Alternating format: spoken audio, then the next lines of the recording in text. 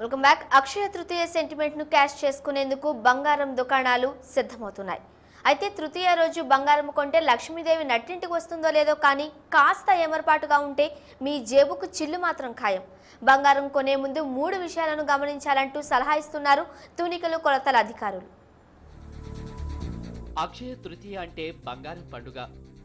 అసలు అక్షయ తృతీయ ఎందుకు వచ్చింది, పండుగ విశేషమేంటనే విషయాన్ని జనం ఎప్పుడో మరిచిపోయారు. అక్షయ తృతీయ నాడు బంగారం కొనాలనేంతలా జనం అభిప్రాయాన్ని మలచగలిగారు గోల్డ్ వ్యాపారులు. మొదట్లో ధనికులు మాత్రమే అక్షయ తృతీయ రోజు బంగారాన్ని కొనేవారు. రాను రాను మధ్య తరగతి ప్రజలు కూడా తమ తాహతుకు తగినట్లుగా గ్రాముల్లో అయినా కొనటం మొదలయ్యింది. ఏడాదిలో జరిగే మొత్తం బంగారం అమ్మకాల్లో 30% కేవలం అక్షయ తృతీయ రోజునే జరుగుతున్నాయంటే ఆ రోజు బిజినెస్ ఎంత జరుగుతుందో అర్థమవుతుంది. దీన్ని ఆసరాగా చేసుకుని పలు ఆకర్షణీయమైన పథకాలతో జనాన్ని ఊరిస్తున్నారు బంగారం వ్యాపారులు. ఇక్కడే అనేక మోసాలు కూడా జరుగుతున్నాయి. పండుగ రోజు బంగారం కొనాలనే తొందరపాటులో మోసపోతున్న వారి సంఖ్య కూడా పెరుగుతోంది. రకరకాల మోసాలతో కొనుగోలుదారులకు బంగారం దుకాణాలు శటగోపం పెడుతున్నాయి. ముఖ్యంగా 3 విషయాల్లో జాగ్రత్త తీసుకుంటేనే మీ పుత్తడి ఇత్తడి కాకుండా ఉంటుందని గుర్తు చేస్తోంది తూనికలు కొలతల శాఖ. బంగారు నగలలో రాళ్ల డిజైన్లు కామన్ గా మారాయి. ఇదే బంగారం వ్యాపారులకు కాసుల పంట కురిపిస్తోంది. రాళ్లకు కూడా బంగారం ధర కట్టి బురిడి కొట్టిస్తున్నారు. ఇప్పుడు రాబోయే రోజుల్లో చాలామంది గోల్డ్ పర్చేజ్ చేస్తారు. వాళ్ళు నా రిక్వెస్ట్ వాళ్ళతో గోల్డ్ పర్చేజ్ చేసినప్పుడు బ్లైండ్గా పర్చేజ్ చేయకూడదు. వాళ్ళు స్టోన్ వెయిట్ మైనస్ చేస్తున్నారా లేదా, లైక్ ఈ జ్యువెలరీలో చూడండి చాలా స్టోన్స్ ఉన్నాయి. సో ఈ స్టోన్ వాళ్ళు మైనస్ చేయకుండా చాలా చోట చేస్తున్నారు. స్టోన్ వెయిట్ కూడా గోల్డ్ వెయిట్లో కలిపి గోల్డ్ రేట్ మల్టిప్లై చేసి చార్జ్ చేస్తున్నారు. లైక్ మొన్న మేము రేట్ చేసినప్పుడు మనకి దొరికింది. ఇక రెండో మోసం వేయింగ్ మిషన్. బంగారం వ్యాపారంలో 10 మిల్లీగ్రాముల వేయింగ్ మిషన్లను 2009లోనే కేంద్ర ప్రభుత్వం నిషేధించింది. 1 మిల్లీగ్రాము వేయింగ్ మిషన్ వాడాలని ఆదేశించింది. అయినా ఇప్పటికీ ఎక్కడ చూసినా 10 మిల్లీగ్రాముల వేయింగ్ మిషన్లే కనిపిస్తున్నాయి. కొన్ని చోట్ల 100 గ్రాముల తూనికలు కూడా కనిపిస్తున్నాయి. తూనికలు కొలతల శాఖ అడపాదడపా దాడులు నిర్వహిస్తున్న కొత్త పరికరాల షార్టేజ్ను సాకుగా చూపించి తప్పించుకుంటున్నారు వ్యాపారులు. 10 మిల్లీగ్రాముల వేయింగ్ మిషన్ వల్ల 1 గ్రాము వరకు మోసం చేసే అవకాశం ఉంటుంది. అదే 1 గ్రాము మిషన్ ఉంటే మోసాన్ని 0.1 గ్రాముకు తగ్గించవచ్చు. అందుకే 1 గ్రాము వేయింగ్ మిషన్ ఉన్న షాపులనే ఎంచుకోవాలని సలహా ఇస్తున్నారు అధికారులు. 1 mg అక్యురసీ మెషిన్ వాడుతున్నారా లేదా అది చూడాలి. నెక్స్ట్ ఆ మెషిన్ మన డిపార్ట్మెంట్ ద్వారా ప్రాపర్ సీలింగ్ లాస్ట్ 1 ఇయర్లో చేశారా లేదా. ఈ మెషిన్ ఇది 1 mg అక్యురసీ మెషిన్ వాళ్ళు సీలింగ్ ఉందా లేదా అది చూడాలి. ఇంకా చాలా చోట ఈ మెషిన్స్లో తులా కన్వర్షన్, గ్రామ్కి తులాకి కన్వర్షన్ ఉంటుంది. అది తప్పు. అదే దాంట్లో ఏదో మేనేజ్ చేయవచ్చు. అది అట్లా మెషిన్ ఉంటే ఆ మెషిన్లో వేయింగ్ చేయకూడదు. మూడోది క్యారెట్ మోసం. 24 క్యారెట్ల బంగారం కొన్న వారిలో 80% మందికి 24 క్యారెట్ల కంటే తక్కువ నాణ్యతతోనే వస్తుంది. దీనివల్ల వేలాది రూపాయలు నష్టపోతున్నారు కస్టమర్లు. కొన్ని చోట్ల మాత్రమే తిరిగి నాణ్యతను పరీక్షిస్తున్నారు. షాపులపై నమ్మకంతోనో లేక అవగాహన లేకనో చాలా మంది మోసపోతున్నారు. దీన్ని నివారించేందుకు క్యారెట్ నాణ్యతను పరీక్షించే ప్రత్యేక పరికరాలను త్వరలోనే ప్రభుత్వం ఆధ్వర్యంలో ఏర్పాటు చేస్తున్నట్లు చెబుతున్నారు మెట్రాలజీ అధికారులు. ప్రస్తుతానికైతే ప్రైవేటుగా పరీక్షించుకోవాలని సూచిస్తున్నారు. మోసం జరిగినట్లు అనుమానం వస్తే వెంటనే తమకు ఫిర్యాదు చేస్తే కేసులు నమోదు చేస్తామంటున్నారు. ఒక మనకి కంప్లైంట్ వచ్చింది. దీంట్లో వాళ్ళు 22 క్యారెట్ చెప్పేసి గోల్డ్ ఇచ్చారు. యాక్చువల్గా చెక్ చేసినప్పుడు 20.52 క్యారెట్ ఉంటుంది. సో అట్లా జరిగినప్పుడు అంటే 22 క్యారెట్ బదులా మీకు 20.52 వచ్చింది. సో చాలా తేడా ఉంది. వాళ్ళ మీద ఈరోజు కేసు పెడుతున్నాము. సో ఇప్పుడున్న మీకు ప్యూరిటీ ఆఫ్ గోల్డ్లో తేడా డౌట్ వాళ్ళకి అడగాలి. మీరు కరెక్ట్గా నాకు చెప్పండి ప్యూరిటీ ఆఫ్ గోల్డ్ ఏముంది, రిసీట్లో కూడా రాయండి. డౌట్ రాగానే మన ప్రైవేట్ మేము షాప్ పేరు కూడా చెప్తాను, అక్కడ చెక్ చేసి మనకి తేడా రాగానే మనం కంప్లైంట్ చేయాలి. ముచ్చటగా ఈ 3 విషయాలు గుర్తుపెట్టుకుంటే బంగారాన్ని బంగారంలా ఇంటికి తెచ్చుకోవచ్చు. ప్రకటనలు లేక సినిమా హీరోల ప్రచారం చూసి మోసపోవద్దంటున్నారు తూనికలు కొలతల శాఖ అధికారులు. మహాత్మా గాంధీ వాడిన వస్తువులు మరోసారి వేలానికి రాబోతున్నాయి. అహింసాయుతంగా దేశానికి స్వాతంత్ర్యం సాధించిన గాంధీజీ వస్తువులకు ప్రపంచవ్యాప్తంగా క్రేజ్ ఉంది. గాంధీ వాడిన ఒక జత శాండిల్స్, జపమాల, కొన్ని ఫోటోలు సహా మలక్ ఆక్షన్స్ లో 21న వేలం వేయబోతున్నారు.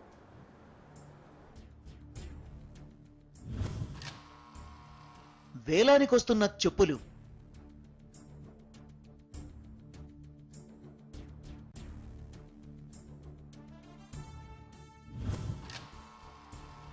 అహింస సిద్ధాంతానికి ఆనవాళ్లు.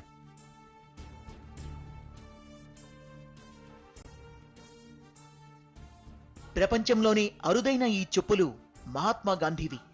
అరంగుళం మందంతో 8 అంగుళాల సైజున్న ఈ శాండిల్స్ త్వరలో వేలానికొస్తున్నాయి. గాంధీ తన మిత్రుడొకరికిచ్చిన వీటిని ఇప్పుడు వేలం వేయబోతున్నారు. మహాత్మా గాంధీ వాడిన ఈ చెప్పులు ఎంత లేదన్నా కనీసం 12 లక్షలు పలుకుతాయని అంచనా.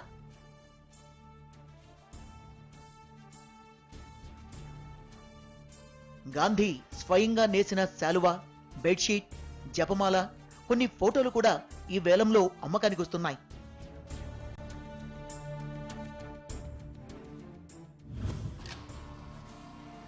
ఈ మొత్తం కలెక్షన్ అంతా 2 కోట్లకు పైగా పోవచ్చని అంచనా.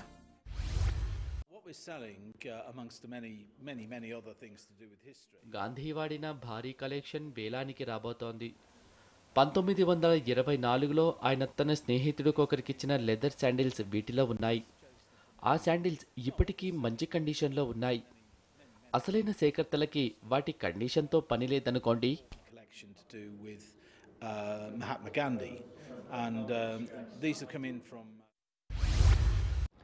స్వాతంత్రోద్యమ పోరాటం చేస్తున్న సమయంలో గాంధీ కొన్నాళ్ళు మహారాష్ట్రలో ఉన్నారు. అలా ఇప్పుడు వేలానికి వస్తున్న వస్తువులు 1924 జుహు పాంబన్లో ఉండగా ఓ స్నేహితుడికి ఇచ్చారు. అలా కొన్ని తరాలు మారి ఆ స్నేహితుడి వారసుల చేతుల మీదుగా ఇప్పుడు వేలానికి వచ్చాయి. ఇక్కడ కనిపిస్తున్న శాలువా గాంధీ స్వయంగా చెరక మీద నేసింది. ఇవి గాంధీ అహింసా సిద్ధాంతానికి ప్రతీకలైన 3 కోతులు. చెడు మాట్లాడకు, చెడు వినకు, చెడు చూడకు.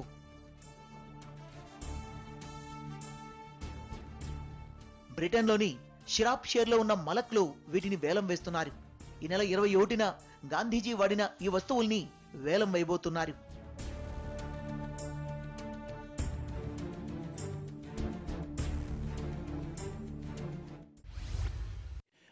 Is a very important collection to do with Mahatma Gandhi. కొన్నాళ్లుగా ఇండియన్ ఐటమ్స్ ని అమ్మకానికి పెడుతున్నాం. ఈ విషయంలో మాకు మంచి పేరు కూడా వచ్చింది.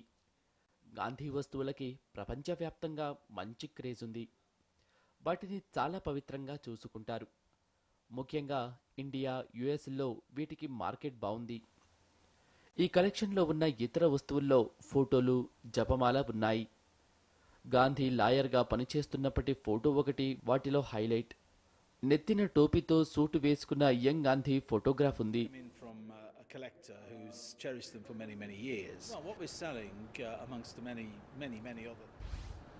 గాంధీ వస్తువులకి ప్రపంచవ్యాప్తంగా డిమాండ్ ఉంది. యుఎస్, యూకే, దక్షిణాఫ్రికా సహా ఎన్నో దేశాలలో మహాత్మా గాంధీ వాడిన వస్తువులు తరచుగా వేలానికి వస్తున్నాయి. గతంలోనూ ఇలా ఎన్నోసార్లు వేలాలు జరిగాయి. 2009లో జరిగిన ఆక్షన్ అయితే దేశవ్యాప్తంగా సంచలనం సృష్టించింది. యాంటీ కోరం ఆక్షన్ హాల్లో 2009 మార్చి 5న న్యూయార్క్ వాసి జేమ్స్ ఓటిస్ గాంధీజీ వస్తువులను వేలం వేశారు. అందులో బాపు ఉపయోగించిన గుండ్రటి కళ్ళజోడు, నడుముకు పెట్టుకునే పాకెట్ వాచ్, కాళ్ళ చెప్పులతో పాటు గాంధీజీ ఉపయోగించిన గిన్నె, చివరిసారిగా భోజనం చేసిన కంచం కూడా ఉన్నాయి.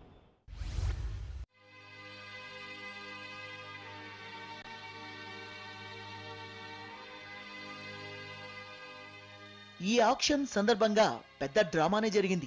మొదట్లో కేంద్ర ప్రభుత్వం దీన్ని ఏమాత్రం పట్టించుకోలేదు. ఆ తర్వాత అన్ని వైపుల నుంచి నిరసనలు వెల్లువెత్తడంతో కాస్త కదిలినట్టు నటించింది. ఆఖరికి UB group chairman Vijay Mallya రంగప్రవేశం చేసి వేలంలో ఆ వస్తువుల్ని సొంతం చేసుకోవడంతో కథ సుఖాంతమైంది.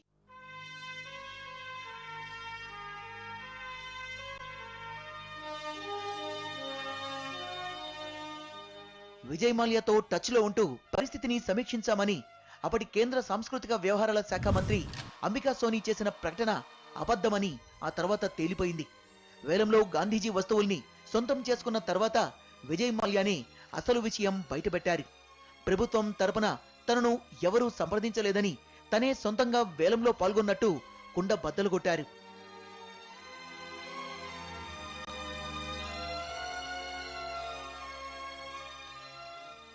గాంధీ వస్తువులకి ప్రపంచవ్యాప్తంగా డిమాండ్ పెరిగింది.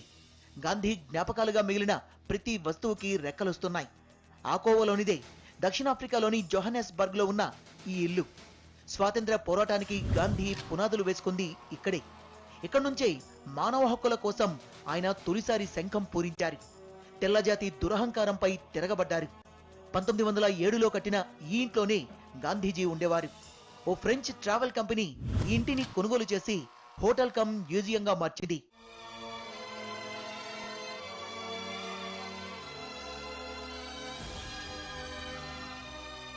తన అహింస పోరాటానికి స్ఫూర్తిగా నిలిచిన బుద్ధుడి ప్రతిమని మహాత్ముడు ముచ్చటపడి కొని తర్వాత దాన్ని తన ఐరిష్ ఫ్రెండ్ ఒకరికి గిఫ్ట్ గా ఇచ్చారు. ఆమె 1957లో చనిపోయారు. ఆ బుద్ధ విగ్రహాన్ని ఆమె మనవరాలు లండన్లోని సౌత్ బీ ఆక్షన్ హౌస్ లో అమ్మకానికి పెట్టారు.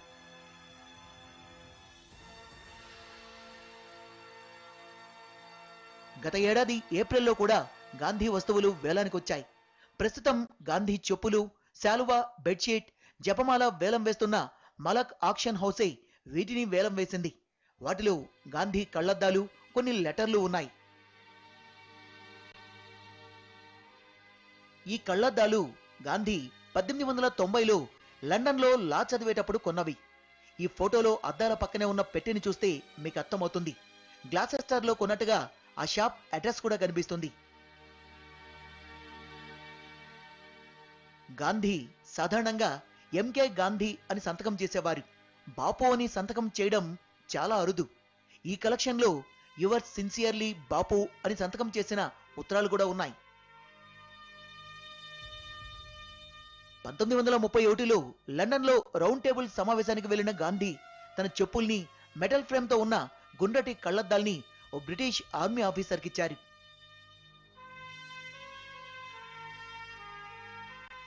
విదేశీ వస్తు బహిష్కరణలో భాగంగా ఖాదీ ధరించమని మహాత్ముడు చెప్తూ ఉండేవారు. చెరకాతో నూలు వడికి స్వదేశీ ఉద్యమాన్ని ముందుకు తీసుకెళ్లారు. 1931లో జరిగిన రౌండ్ టేబుల్ సమావేశానికి కూడా ఆయన చెరకాన్ని తీసుకెళ్లారు. ఆ చెరకాయే ఇది. దాడిపై టీడీపీ లీడర్ల ఆగ్రహం. సాగర తీరంలో వీరభద్రుడి ఎంట్రీ.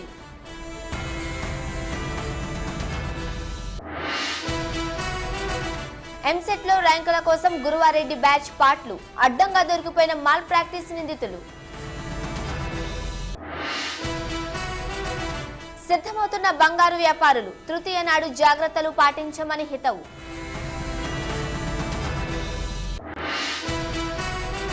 మరోమారు వేలానికి మహాత్ముని వస్తువులు. బాపూజీ వస్తువులకి ప్రపంచవ్యాప్త క్రేజ్.